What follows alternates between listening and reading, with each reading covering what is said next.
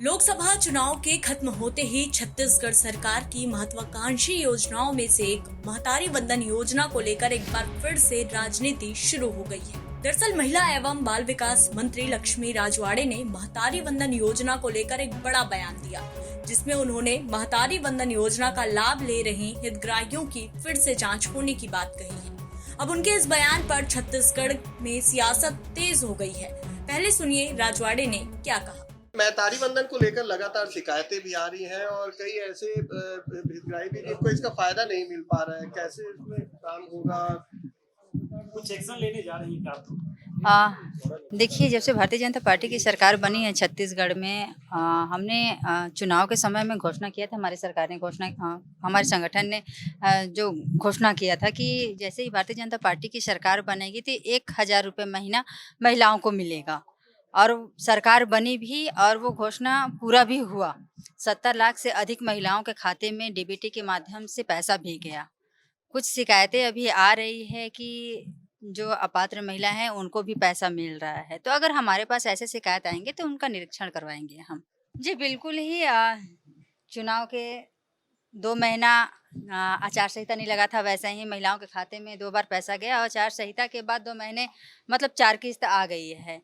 क्या है, उस टाइम हड़बड़ी थी, इसलिए बहुत सारी महिलाएं अभी भी छूटी हुई। तो जैसे आचार संहिता खत्म भी हो गए हैं तो जो पात्र महिलाएं हैं उनके खाते में फिर से आएंगे, वो फॉर्म भरेंगे तो उनके खाते में पैसा फिर से आएंगे। ऐसा कुछ नहीं है, उनको कोई मुद्दा मिलता नहीं है सामने लाने के लिए। भारतीय जनता पार्टी की सरकार, वो चाहे केंद्र में हो चाहे राज्य में हो, जो कहती है वो पूरा करके दिखाती भी है। और इन कम समय में हमने पूरा किया, हमारी सरकार ने पूरा किया है। तो आप देख सकते हैं कि ये भारतीय जनता पार्टी की सरकार विश्वास की सरकार है और धरातल पे दिख रही है। बता दें, बीजेपी ने विधानसभा चुनाव जीतने के बाद प्रदेश की महिलाओं को महतारी वंदन योजना के तहत हर महीने 1000 की राशि देने का वादा किया था। सरकार बनने के बाद अब तक इस योजना के चलते पात्र महिलाओं को 4 किस्त की राशि का भुगतान भी हो चला है। लेकिन लक्ष्मी राजवाड़े के बयान के बाद अब कांग्रेस इसे तूल देते हुए बीजेपी पर जमकर निशाना साध रही है। पूर्व सीएम भूपेश बघेल ने अपने सोशल मीडिया एक्स पर पोस्ट कर लिखा कि विष्णु के सुशासन में घोटालों की गारंटी, जांच के बाद गड़बड़ी करने वालों की सूची सार्वजनिक हो और उनके भाजपा नेताओं से संबंध की भी जांच हो और रिकवरी की जाए। सूचना है कि भाजपा नेताओं ने गिरोह बनाकर इसे अंजाम दिया है। वहीं प्रदेश में पात्र लोगों को इस योजना का लाभ नहीं मिल पा रहा है। इसी कड़ी में कांग्रेस प्रवक्ता धनंजय सिंह ने महिलाओं की छटनी की बात कहते हुए भी बीजेपी पर जमकर प्रहार किया। महतारी वंदन योजना के नाम से भाजपा ने सिर्फ महिलाओं को ठगा है। विधानसभा चुनाव के दौरान 85 लाख फॉर्म भरा और सरकार बनने के बाद मात्र 30% महिलाओं को ही इसका लाभ मिला है।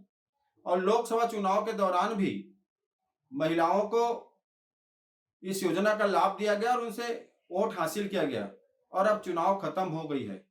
इसके बाद भाजपा की सरकार महतारी वंदन योजना में जो हितग्राही हैं उनमें खामियां निकाल रहे हैं, उनमें कमियां निकाल रहे हैं और उस योजना से उनको वंचित करना चाहते हैं।